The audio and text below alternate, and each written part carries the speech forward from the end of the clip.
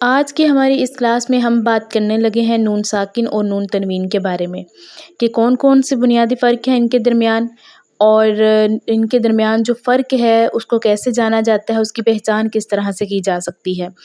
قرآن پاک میں تجوید کو سمجھنے کے لیے اور تجوید کے ساتھ قرآن پاک پڑھنے کے لیے ان دو اصولوں کو اپنانا بہت ہی ضروری ہے۔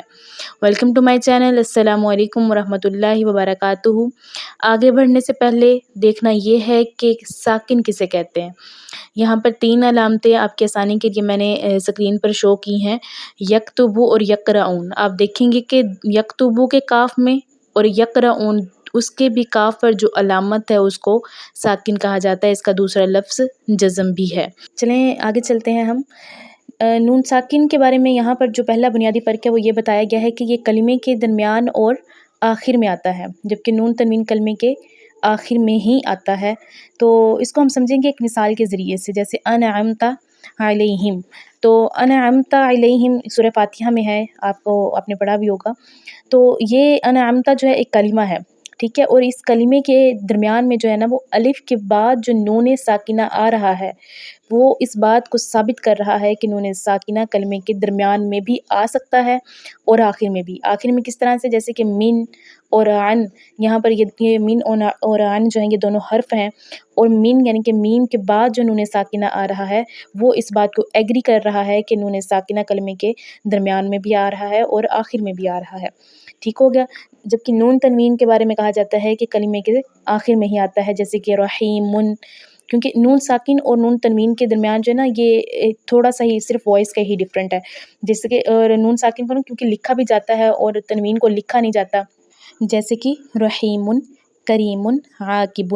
تو یہ کیا ہوا؟ من، دیکھیں سب کے جو ہے نا وہ آخر میں آ رہا ہے، میم دو پیش من، با دو پیش بن، تو یہ کیا ہے؟ نون تنوین ہے جو کہ ساؤنڈ دیتی ہے نون ساکن کی طرح کی، ٹھیک ہو گیا، یعنی کہ یہ کلمے کے آخر میں ہی آ رہا ہے۔ دوسرا رول وہ کیا ہے کہ نون ساکن اسم، فعل اور حرف تینوں میں آتا ہے، جیسے کہ الانبیاء قرآن پاک میں آیا ہے اور یہ نبی کی جمع ہے، چونکہ یہ ایک اسم ہے تو پوائنٹ یہاں پر جو ہے نا وہ ہمارا کلیئر ہو جاتا ہے کہ نون ساکن جی اسم میں بھی آتا ہے، ٹھیک ہے۔ اس کے بعد ینعونا ایک فعل ہے، یا کے بعد نون ساکنہ آ گیا ہے، من ایک حرف ہے، میم کے بعد نون ساکنہ آیا ہے، تو یہ پوائنٹ ہمارا جو ہے نا وہ کلیئر ہو جاتا ہے کہ اسم، فعل اور حرف تینوں میں آتا ہے، جبکہ نون تنوین صرف اسم میں آتا ہے، جیسے کہ رحیم، عاقب، کلیم۔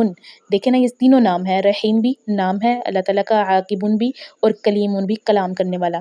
تو یہ پوائنٹ جو ہے نا وہ ہمارے کلیئر ہو جاتے ہیں یہاں تک کہ سیکنڈ رول کہ اسم، فعل اور حرف میں نون ساکنہ تینوں میں آتا ہے، نون تنوین صرف اور صرف اسم میں آتا ہے۔ چلیں جی، اب ہم دیکھتے ہیں اپنے جو ہے نا وہ تیسرے فرق کو، جو کہ نون تنوین اور نون ساکنہ کے درمیان تیسرا فرق کیا ہے۔ یہ بہت امپورٹنٹ پوائنٹ ہے، یہ جو ابھی تھرڈ پوائنٹ آپ کے سامنے آیا ہے نا، نون ساکن جو ہے وہ لکھا بھی جاتا ہے اور پڑھا بھی جاتا ہے، یہ بات بہت سمجھنے کی ہے اور نوٹ بھی کرنے کی ہے۔ آپ جب قرآن پاک کی تلاوت کرتے ہیں آپ دیکھیے گا کہ نون ساکن جو ہے نا وہ ہمیں لکھا ہوا نظر آتا ہے اور ہم اس کو پڑھ بھی رہے ہوتے ہیں، جبکہ نون تنوین صرف ہمارے پاس پڑھا ہی جاتا ہے۔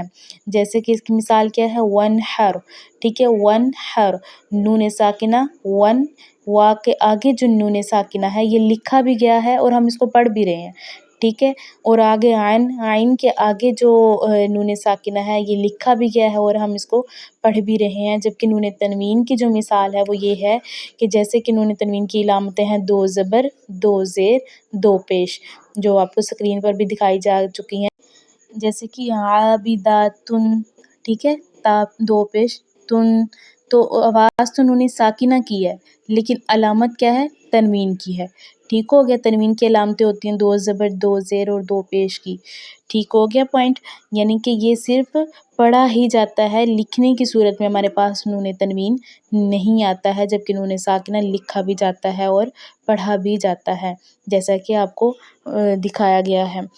اس کے بعد چوتھا رول آتا ہے، رول نمبر 4، وہ کیا ہے کہ نون ساکن وقف اور وصل کہتے ہیں ملا کر پڑھنے کو، یعنی کہ یہ دونوں صورتوں میں پڑھا جاتا ہے، جبکہ نون تنوین جو ہے صرف وصل کی صورت میں پڑھا جاتا ہے جی۔ تو اس کو بھی ہم ایک مثال سے سمجھ لیتے ہیں، آپ کے سامنے جیسے لکھا جائے کہ سأنزل، ٹھیک ہے. سأنزل یعنی کہ حمزہ کے بعد جو نون ساکنہ آ رہا ہے وہ وصل کی صورت میں آ رہا ہے، یعنی کہ یہ نون ساکنہ کو حمزہ کے ساتھ ملا کر پڑھا گیا ہے. سأنزل ٹھیک ہو گیا. رب العالمین یہ سورہ فاتحہ کی آیت ہے، پہلی آیت ہے، تو آپ دیکھیں گے کہ الحمدللہ رب العالمین آگے جو ہے وہ وقف کی علامت آ جاتی ہے، آیت جو ہے وہ مکمل ہو جاتی ہے.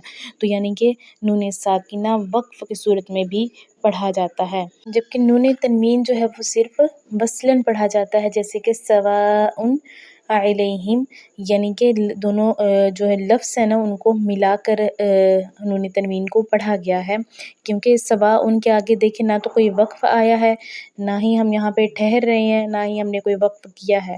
ٹھیک ہے، تو یہ کیا ہوا کہ ملا کر اس کو پڑھا گیا ہے سواء علیہم.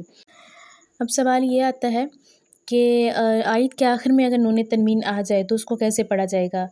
تو اس کو یہ ہے کہ ساکن پڑھا جائے گا، یعنی کہ ایک زبر اور ایک زیر اور ایک پیش پڑھی جائے گی. نون تنوین میں نے بتایا پیچھے کہ 2 زبر 2 پیش اور 2 جو ہے وہ زیر کو کہا جاتا ہے. تو اس کو پڑھا جائے گا ان اللہ علی کل شیء قدیر.